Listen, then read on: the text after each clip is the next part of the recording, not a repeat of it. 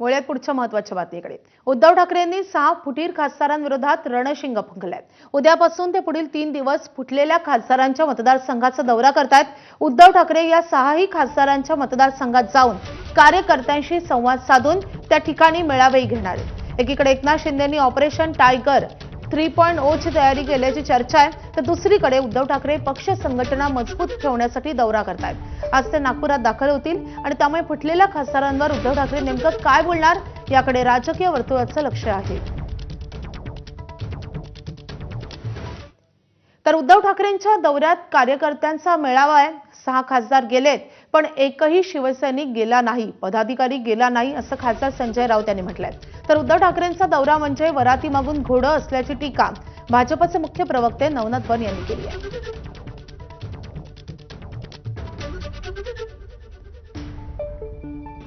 शिवसेना पक्षप्रमुख उद्धव ठाकरे हे 5 गद्दार खासदारांच्या मतदारसंघाला भेटी देणार आहे। ईशान्य मुंबईत ते येऊन गेले, पुन्हा एकदा येणार आहे। पण आज ते नागपूरला उतरतील, तिथून यवतमाळला आम्ही रात्री जाऊ।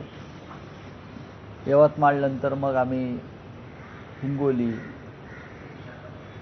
परभणी, धाराशिव आणि मग शिर्डी 29 तारखेला अशा कार्यकर्त्यांच्या बैठका आणि मेळावे आहेत।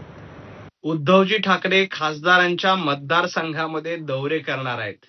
उद्धवजी ठाकरे यांचा हा दौरा म्हणजे वराती मागून घोडे। खरं तर वर्षभर घरामध्ये बसायचं आणि अशा पद्धतीनं खासदार भेटी देत नाहीत म्हणून दुसऱ्या पक्षात गेल्यानंतर दौरे करायचा याने काहीही परिणाम होणार नाही। जनता तुमच्या सोबत नाही। संजय राऊतांच्या मूर्खपणाच्या बडबडीला कंटाळून जनतेनं तुम्हाला नाकारलंय हे उद्धवजी ठाकरे यांनी लक्षात घ्यावं। त्यामुळे असे वराती मागून घोडे काढून तुमची वरात सजली जाणार नाही। जनतेनं तुम्हाला घरात बसवलंय हे लक्षात घ्या। अहिल्यानगर जिल्ह्यातील 4 नवनिर्वाचित आमदार